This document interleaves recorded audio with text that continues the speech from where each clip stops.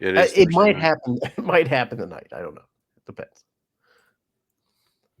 3, 2, 1. Tibbs, welcome back. Welcome back to SunBelt podcast, and we're down a man. But let me tell you something about being down Shane Metlin. Shane Metlin is doing the Lord's work, Tibbs. He's one of those newspaper reporters that when it's this time of year, it's not enough to cover, the pro sports, the college sports.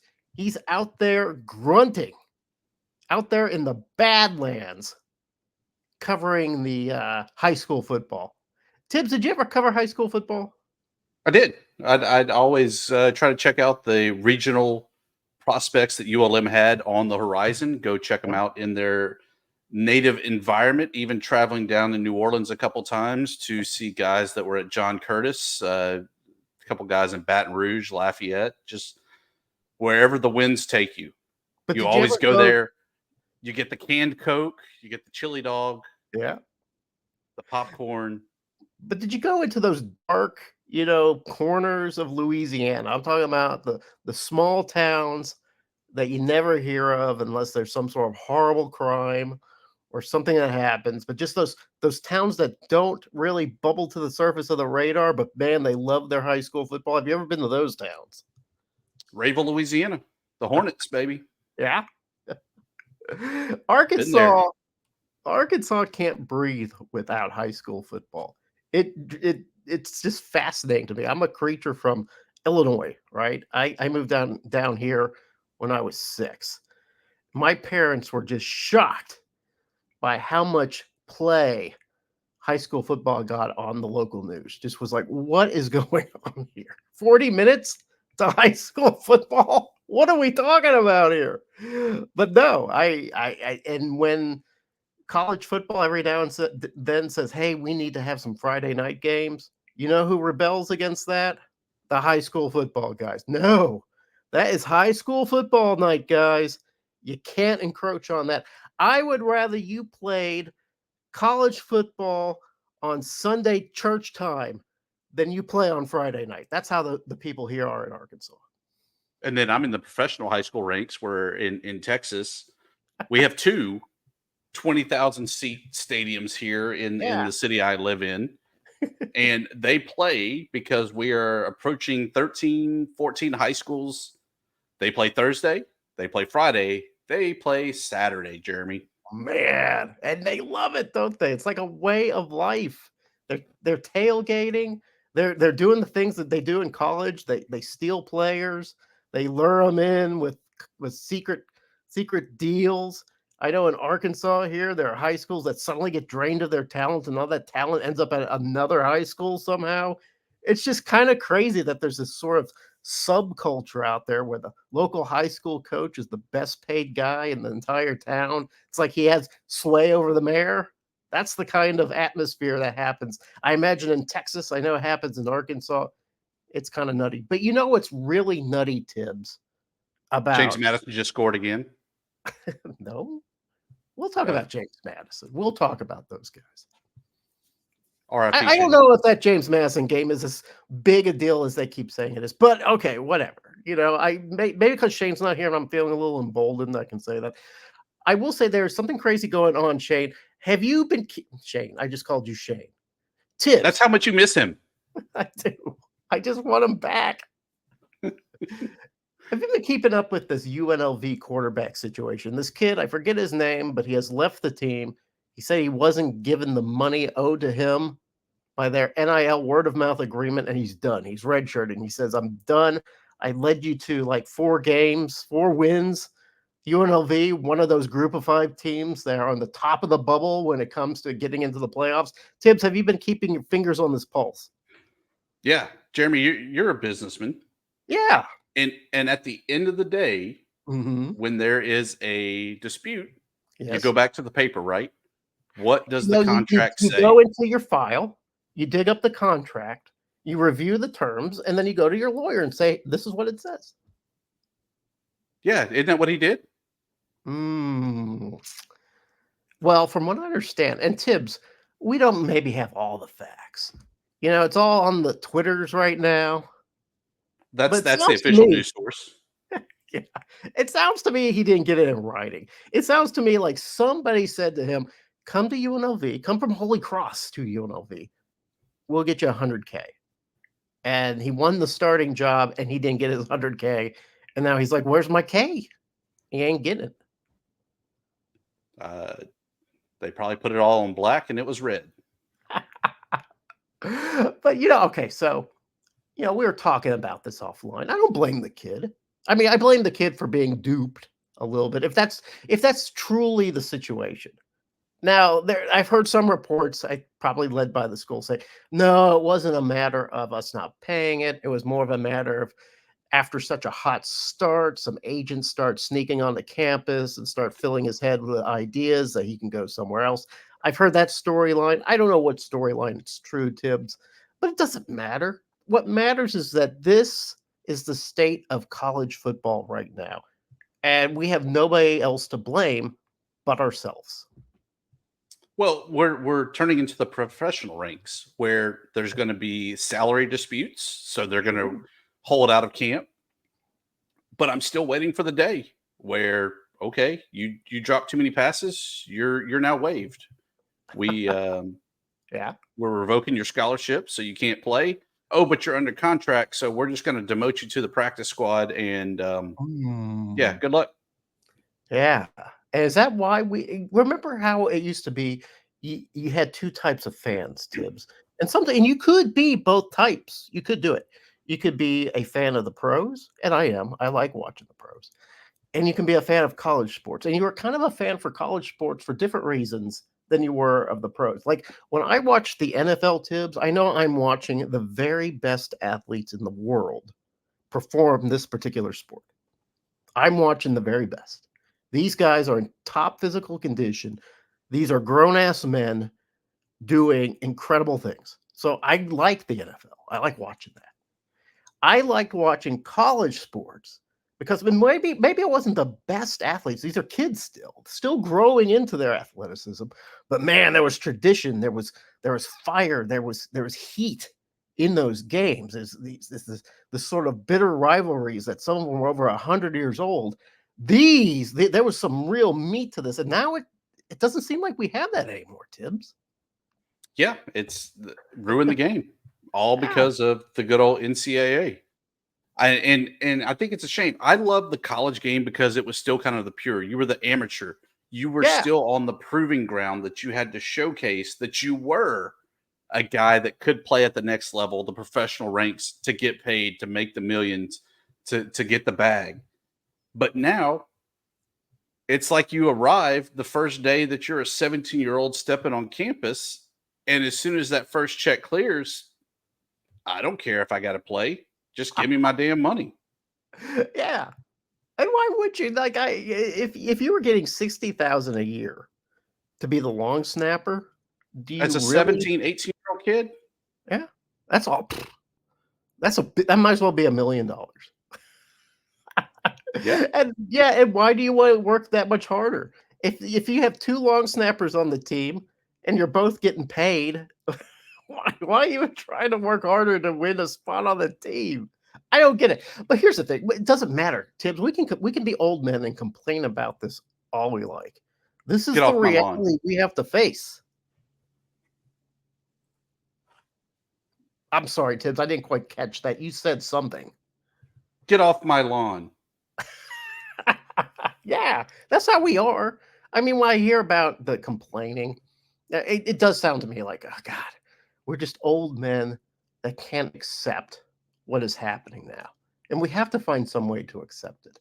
I just don't want to accept it through some kind of bullshit answer like I heard today. I heard something today on the radios, one of the national radio shows. So I was driving somewhere. I forget. It was like a guy like Neuheisel. It might not have been Neuheisel, but it was like one of those guys, right?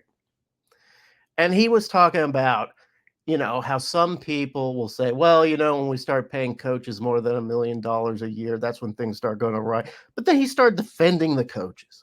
Oh, those guys work in the trenches. Some of them worked for free back in the day, and they pulled themselves out of like the gutter to make that $1 million a year, to make that $10 million contract. Listen, I don't care. There's a lot of people pulling themselves out of the gutter, guys.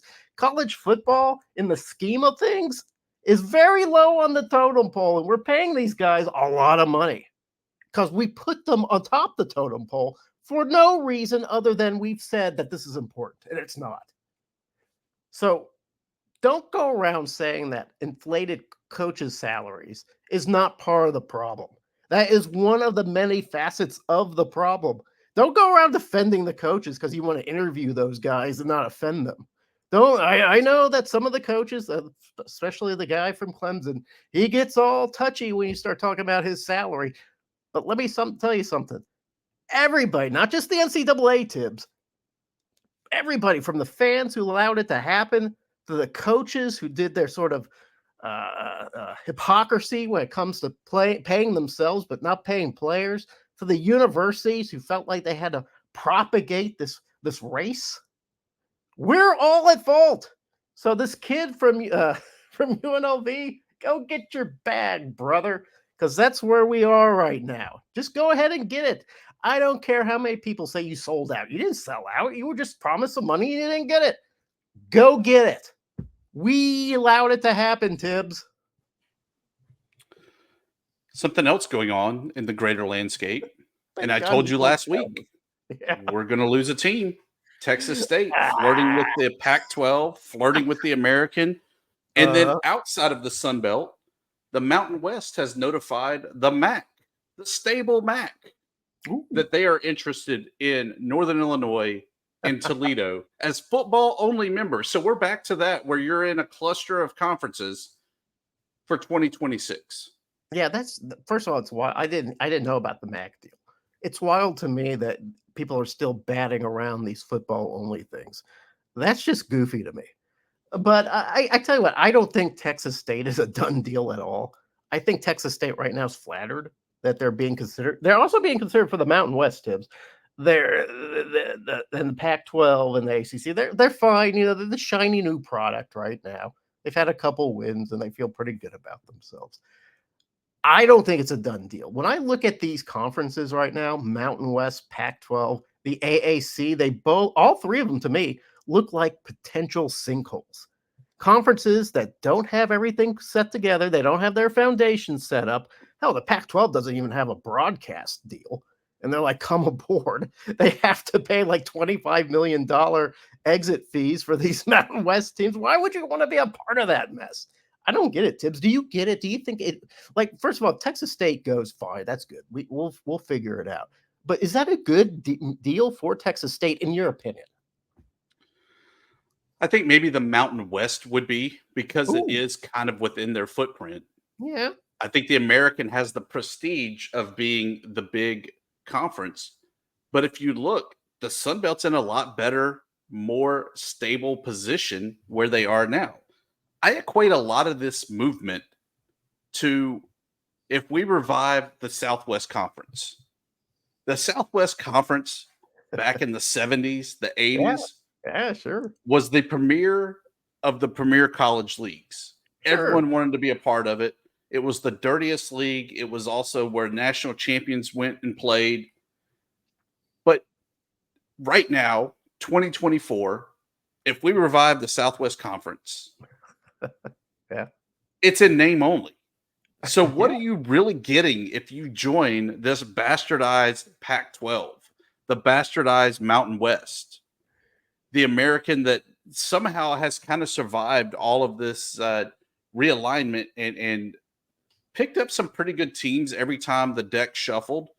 But now I feel like it's kind of like, okay, Texas State leaves. It really kind of screws the Sun Belt overall because who's out there that we really want that adds the same type of value to it? Tibbs, you are reigning truth. I don't know if you remember this, but remember when the Dukes of Hazzard, Bo and Luke Duke, the actors who played those guys, were in a contract dispute and they left the Dukes of Hazzard for a while and they brought in Coy and Vance Duke, the cousins of Bo and Luke, and for like almost a whole season, fans had to watch a Dukes of Hazzard that didn't have Bo and Luke. It had Coy and Vance. That's what this new Pac-12 and this bastardized Mountain West and this shade of its former self. American is they're the they're the Coy and Vance of their former selves. And it may say Dukes of Hazard. It may have Uncle Jesse and Daisy and Boss Hogg in it, but it's not the same show, guys. Texas State, you are being offered a guest starring role or a reoccurring role in a show that's not nearly as good as it used to be. So think about that. You may be getting some royalty checks. You may get some short-term success in the publicity push, but in the long run, is this a good deal for you? You've got to think about that, Bobcats. We can't, Tibbs, we can't make that decision for them. I mean, I know we're wiser than most. We have a little bit more experience, worldly experience. They could come to us and we would give them the honest counsel they need, but they're not coming to us. We can only say it through the show.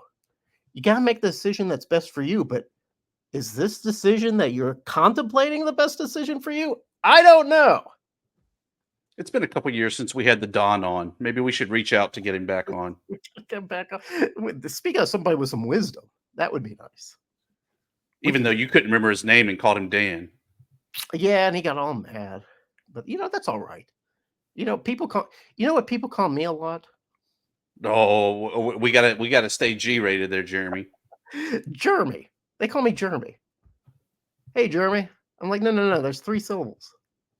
But I don't correct them anymore. So, if your name is Dan and I call you Don, or your name's Don and I call you Dan, don't you just let that slide, Tibbs? Sure, Jeremy. What else is going on? I mean, is there anything in the SunBelt that's going on before we head into our Thursday regular scheduled programming? We got to briefly talk about last week. I mean, it was a rough week where the SunBelt really had only a handful of wins to write home about. Obviously, the opener for the SunBelt Conference, South Alabama, the Jaguars going up to Boone. Yeah. We were expecting a beatdown, but not the way that game played out. We did get a beatdown. Yeah. We got the beatdown, but it was the Jaguars that I don't know where this team came from. I mean, yeah, I was watching that game, and I think you were watching it too, right? I watched the game. Yeah. Okay. Did that I'll just call them the Jags. Did that Jag defense look really good? They did. They looked really good. Now did that Mountaineers defense look awfully bad? The whole Mountaineers looked bad. But especially that Mountaineers defense, they were bouncing off Fluff, whatever his name is, the running back for the Jags. They were just bouncing off that guy. Like they could not tackle anybody. It was incredible to watch a Mountaineers team that just could not wrap up, that could not close on a tackle. And on the other side, to see that Jag defense, they looked fast. They were coming off the edge with blistering speed. They're coming down the middle with even more speed. Gio Lopez looked like a pro out there. Oh my God, Tibbs, have we just totally undervalued the Jags? I mean, we'll definitely preview week 5 coming up. Well, that'll be a good time to value them then. That's for sure. I love you, Applewhite. I love you, Gio, Fluff. I'm not picking you again just because I didn't pick you last week and you came out of the gates and just put an ass whooping on the Mountaineers. So I'm tipping my hand early, Jeremy, that I'm picking LSU over the Jaguars. More so out of let's just keep a good thing going. Yeah, that might be the way to go. Tibbs, was it just a little bit off center here? Was that a bad loss for the SunBelt? I mean, you go to Boone, you have the cameras at ESPN. It's the only game in town, college-wise.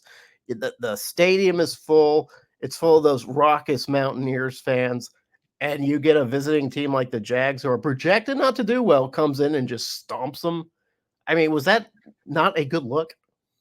Yeah, I mean, that was definitely a rough look for the league where your presumptive preseason champion, the player of the year with Aguilar, they're the guy that was featured in the NCAA football, Caden Robertson, showcased, and they just get curb stomped by Yeah. really a middle of the pack South Alabama. And when I say middle of the pack Jaguar fans, I mean in the preseason poll.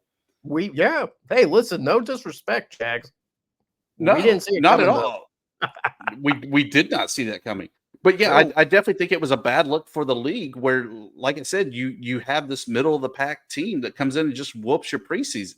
Maybe it's also a good thing though that it showcases just how deep this league is. And when Texas State bells and they're bottom of the Mountain West, that hey, so sorry for you. We're competitive 1 through 13 without you. Yeah, yeah, that's true. It wasn't compelling football. I'll give you that. It was compelling to me because I'm like, this isn't supposed to happen. But I imagine for the rank and file football fan who wasn't very familiar with the Sun Belt, they were looking at that game going, I don't see what the big deal is. The Mountaineers, I thought were supposed to be good. They're not. You know what started off really good though, Tibbs? Uh, Saturday football. Those 11 o'clock games. At all of one them. point, yeah, there was a lot of them. There's at least three. At one point, let's see, the Cajuns were up on the Green Wave. At Yep. one point, the Herd was up on Ohio State, like 7 to And they tried 0. to stop the game at that point. They Yes. should have. At one point, JMU was up against North Carolina. And it was like, wow, this is going to be that repeat of what was it last year? Or was it the year before, where we're beating Texas A&M and Notre Dame on the same day, and it looked like finally that the Sun Belt was coming out. And then, for the most part, Tibbs, that was it. That was the glowing moment of the week. Yeah, it was rough. Other than that James Madison game there on the Saturday where they put a whooping on North Carolina, it was great because I was on my way to Austin for the Yeah, ULM Texas game.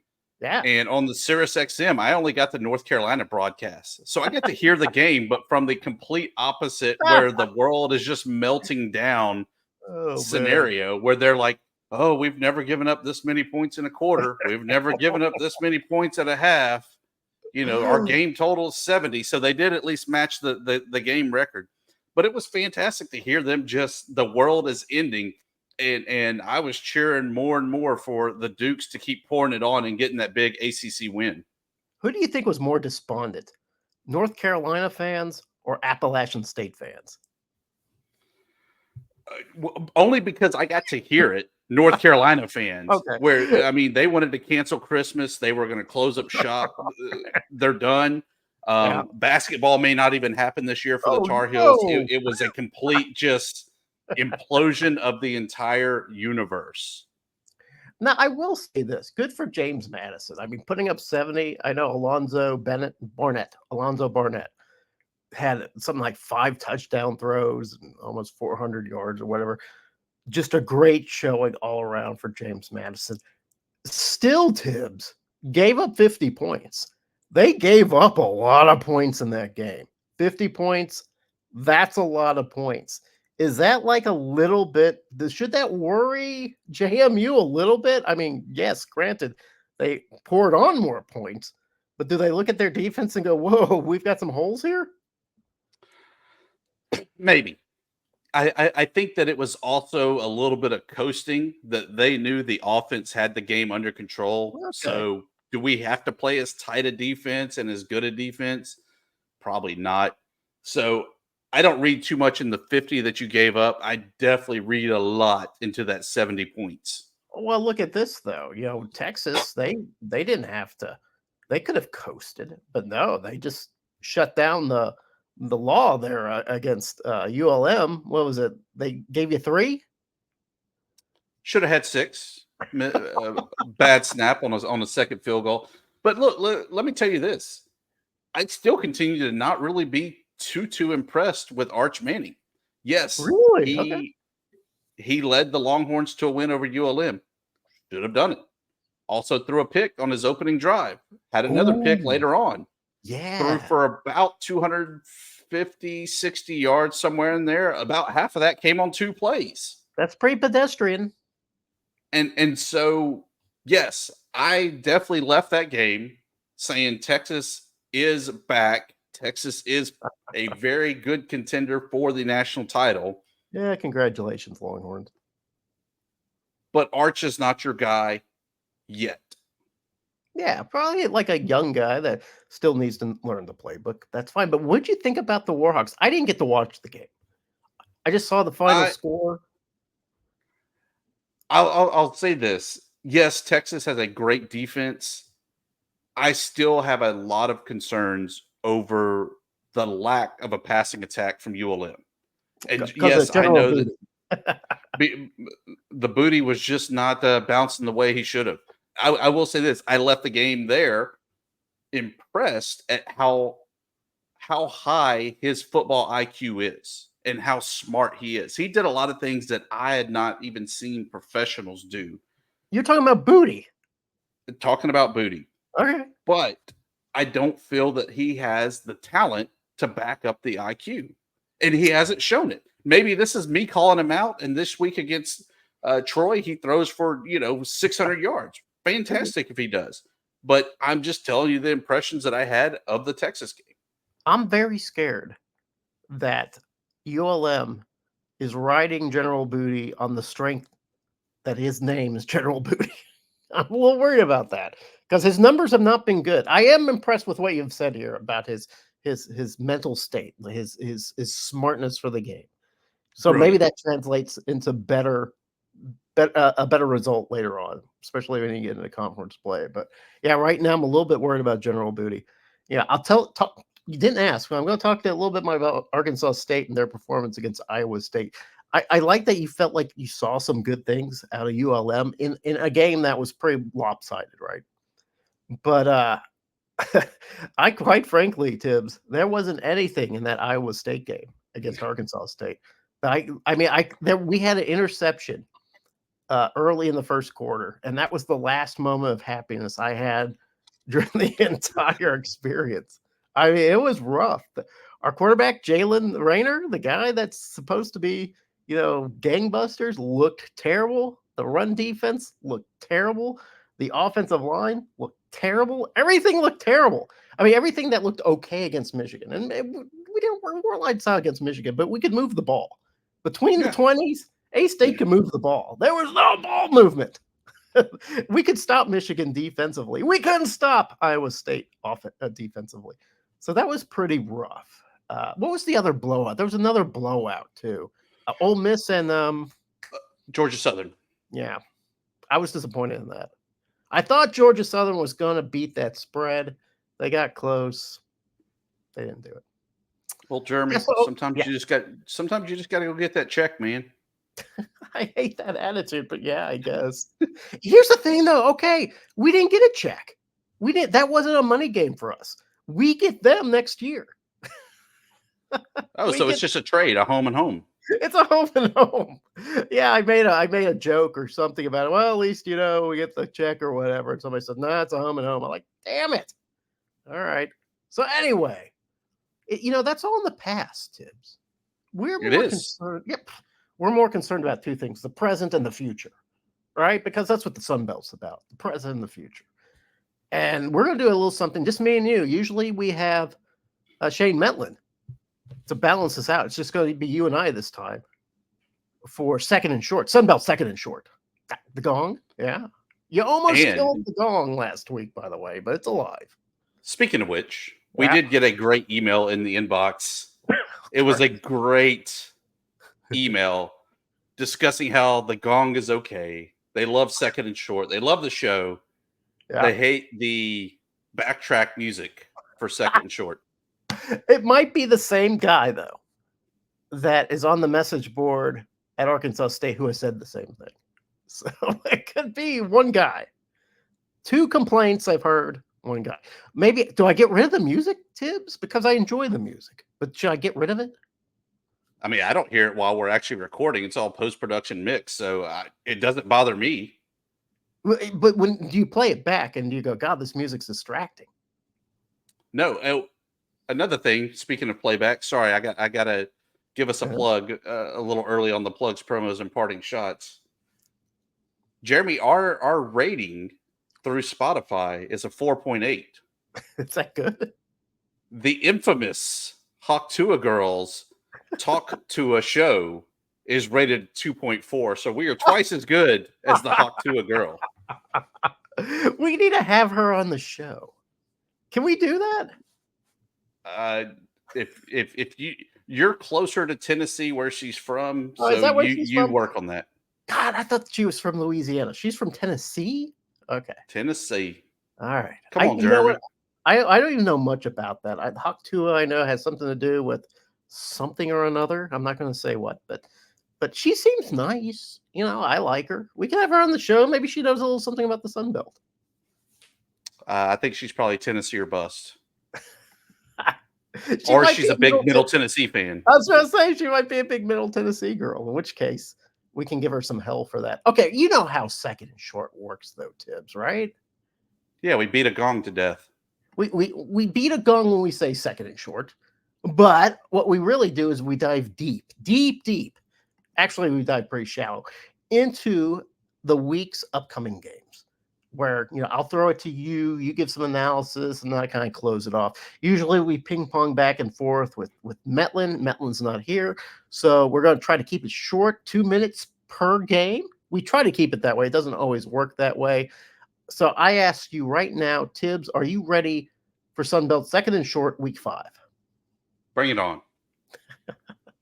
No Thursday games. We are free of Thursday games. Everything happens Saturday, September 28th. First game of the day, the Ball State Cardinals. They're 1-2 in the MAC versus James Madison Dukes. You might have heard of them. They're 3-0. They start at 12:30 p.m. Not 11, not 12, not 1. 12:30 p.m. on ESPN Plus. The Dukes, based on the thrashing I imagine that they gave to North Carolina, are a 20.5-point favorite. What do you think comes out of this Dukes Cardinals game? Another whooping.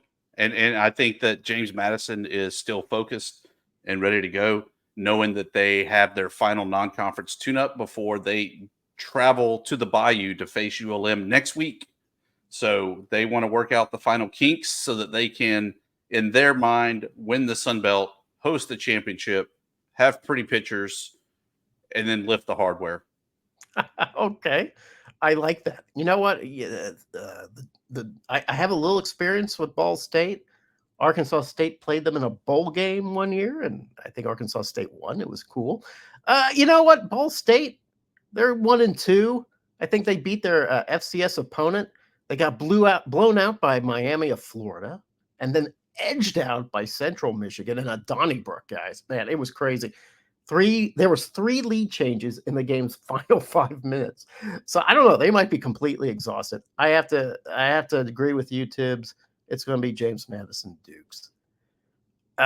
2 o'clock, about an hour and a half later, Texas Bobcats suit up for the Sam Houston Bearcats. They're not playing it in San Marcos, but they're not playing it wherever the hell the Bearcats are from either. They're Huntsville. playing it. What? Yeah, that's right. Huntsville. You're right. They're playing it in Houston, man. This is like the 4th game in a row where the Bobcats aren't playing a true road game. I don't know how they did it. Congratulations, though. They've done it. Bobcats are an 8-point favorite. Do they deserve to be an 8-point favorite over 3-1 Sam Houston? I don't know, because this is a Ooh. pretty good Sam Houston team that comes in here. Texas State does lead the all-time series 50-37 with 5 ties from back in the day. Nice. Great stat. It's a preview of the NFL. They get to play it in Houston's NRG Stadium. So even with a lot of Bobcat fans that I know will be there, seeing where President Kelly Dampus has bragged about the tailgating spots being sold out, they have a student bus coming over.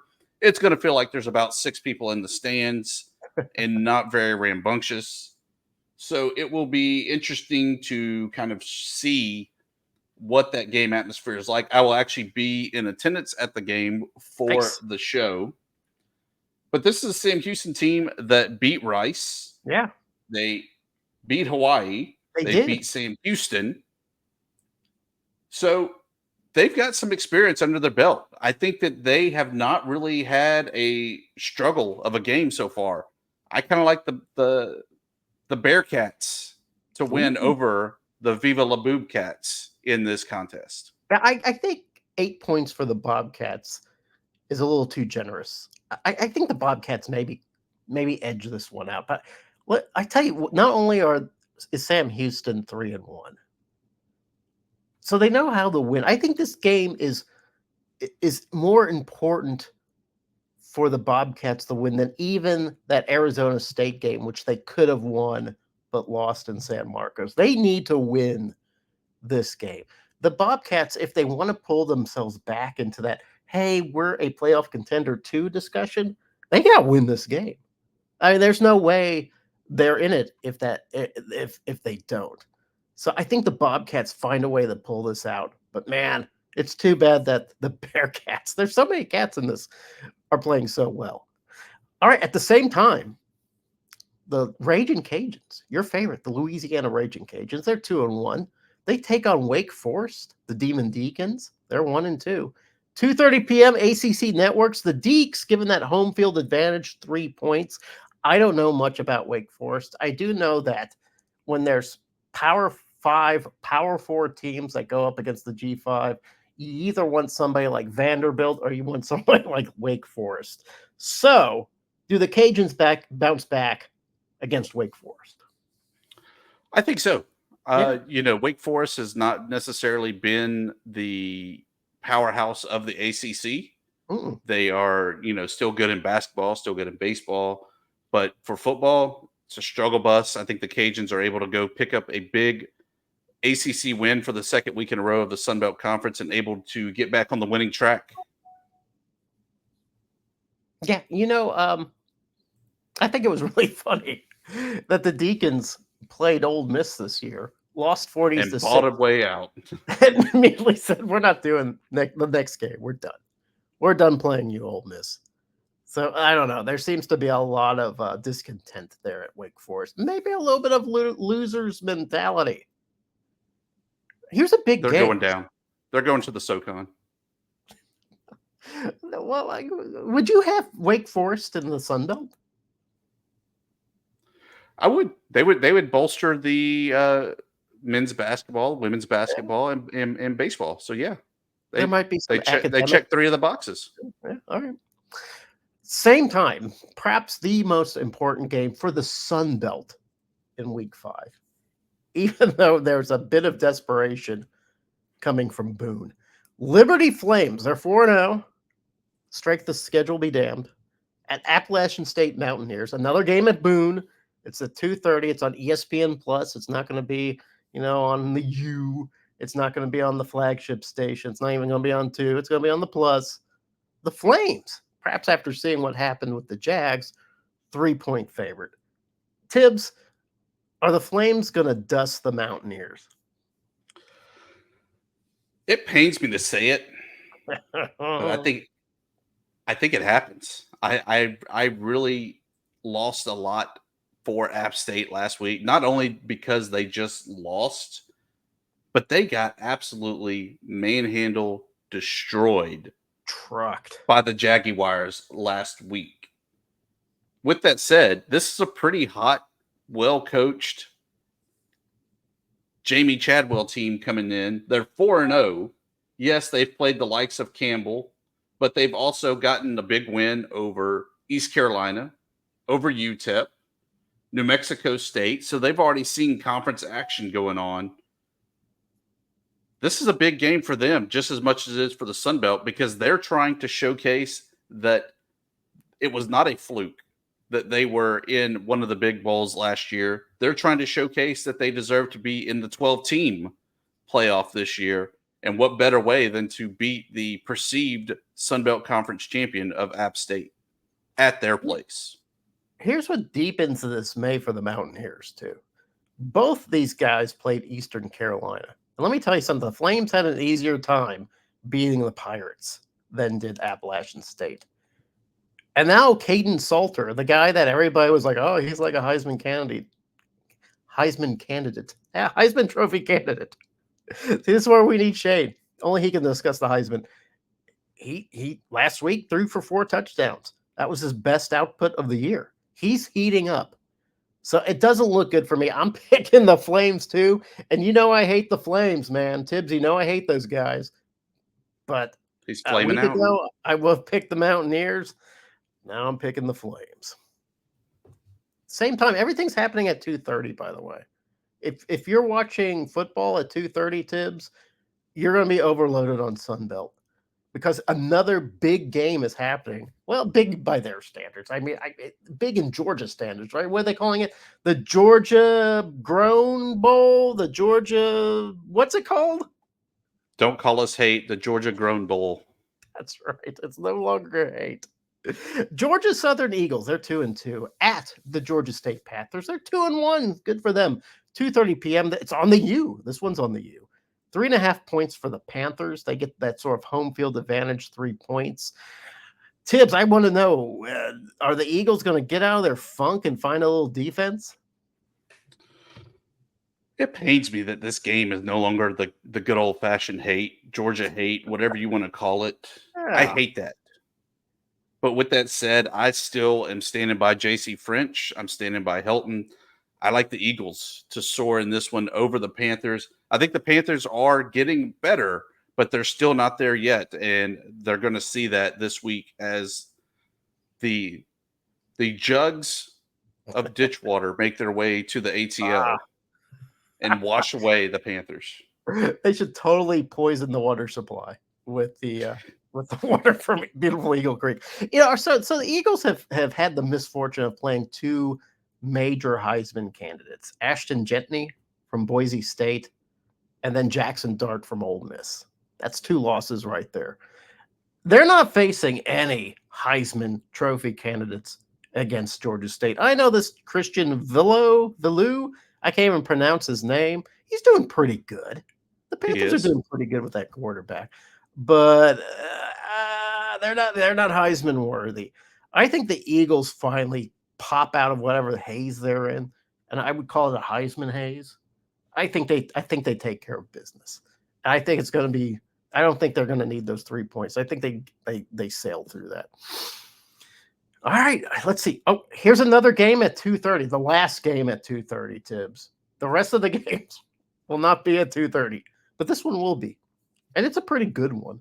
Western Michigan Broncos of the Mountain West facing the Marshall Thundering Herd. 2:30, ESPN Plus. The Herd they're at home, so they get the 3.5 point favorite. That means Vegas really has no idea who wins or loses this game. Did you know, Tibbs, that Western Michigan and Marshall have a common opponent? Do you know who it is? They both got to witness the dotting of the scribe as they That's both right. went to the big horseshoe to That's face right. Ohio State. Now the Broncos, they got shut out 56-0 after watching that eye get dot. Marshall, they put up 14, lost 49-14. What does that tell us? It tells us nothing. But maybe you can tell us more, Tibbs.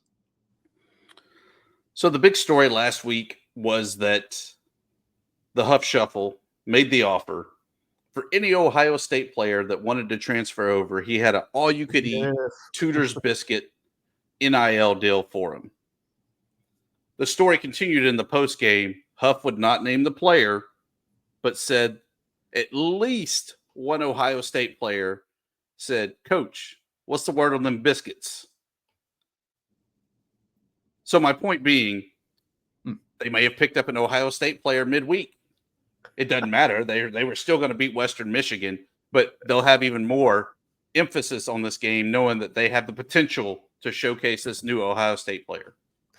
I think the Herd not only win this game, I think they win it pretty easily.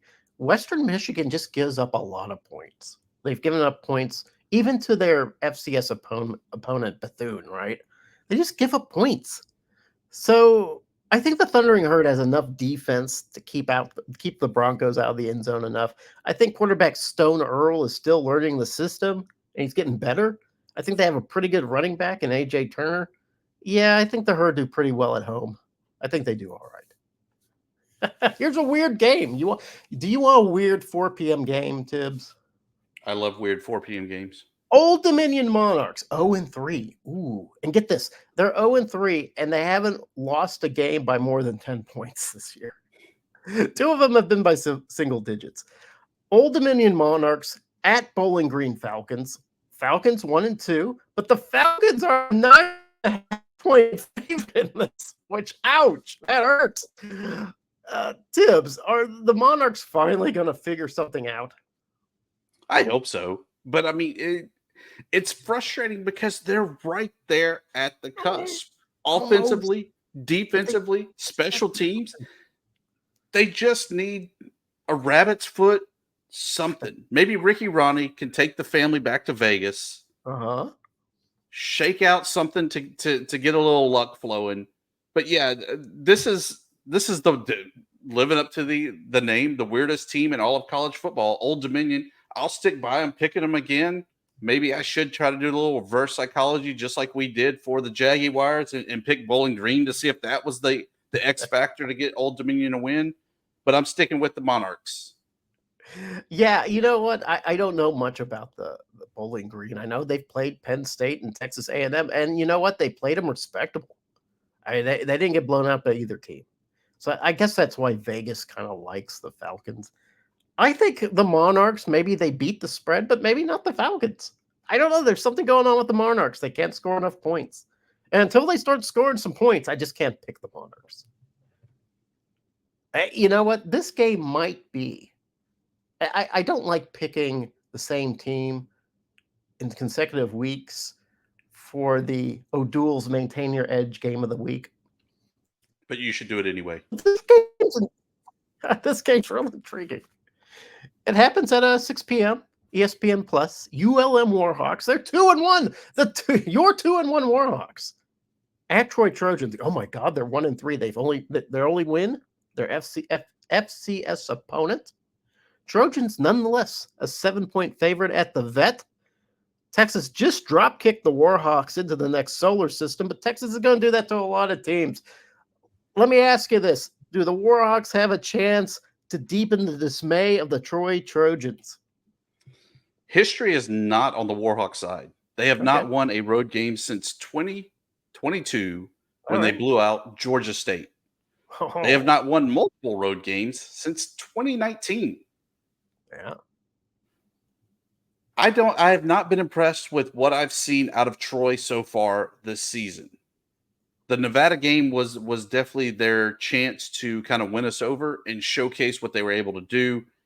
Unable to get it done down the stretch. Maybe I still have my maroon glasses on, my aviator goggles, if you will, but I'm taking the P40 Warhawks to get to 1-0 and over the 2.5 wins on the season for the cash out for the guys out west. I think Ahmad Hardy for the Warhawks. I think he's going to be a decent running back. I think defensively, they got a guy named Billy Pullen, who's pretty interesting on the edge.